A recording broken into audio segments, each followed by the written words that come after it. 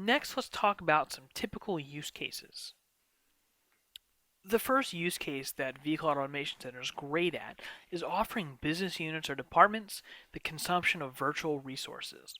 So, again, we talked about this before, but instead of you as an administrator provisioning all these resources, well, let's let the actual BUs or departments consume a pool of resources you present to them.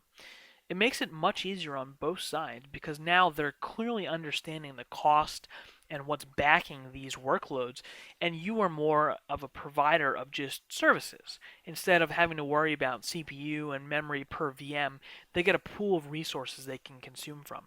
They need to buy more, they pay you more to make that environment bigger. Another use case is server or app deployments through this self-service catalog for test dev use cases. So if you're not familiar with them, test dev use cases are environments that are spun up and torn down at a very rapid pace. So I deploy some code after I've made some changes. I leave it up for 3 days, do some testing, and then tear it all down. It's done with.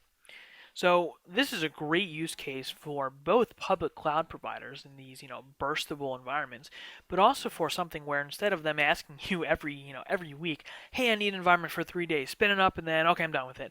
Or sometimes they don't even tell you that they're done with it, right? So they may ask you like, once a week, hey, I need an environment for 3 days, and then I'm done with it. Then you can get rid of it, or they might not even ask you to get rid of it because sometimes they forget about it.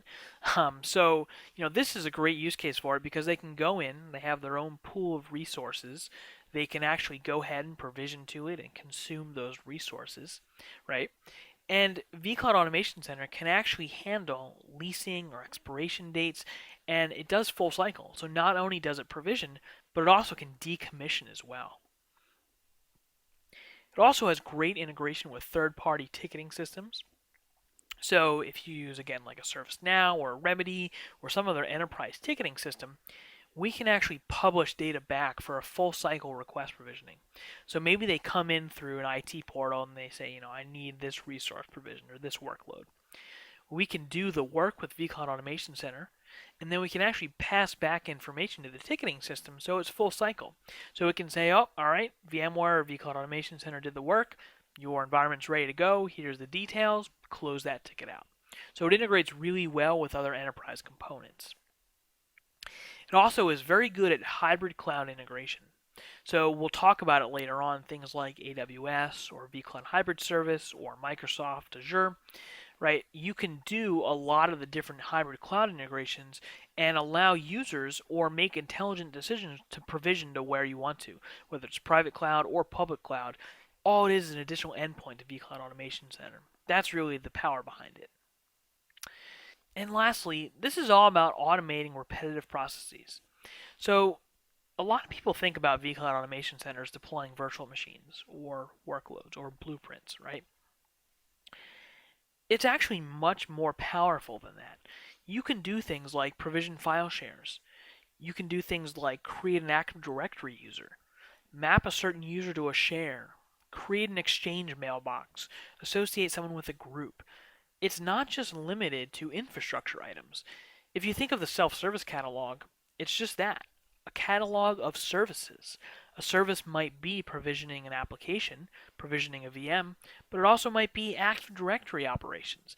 That's what's so powerful about vCloud Automation Center. So once you understand that, I think the way you think about this or your brain really opens up to all the different possibilities.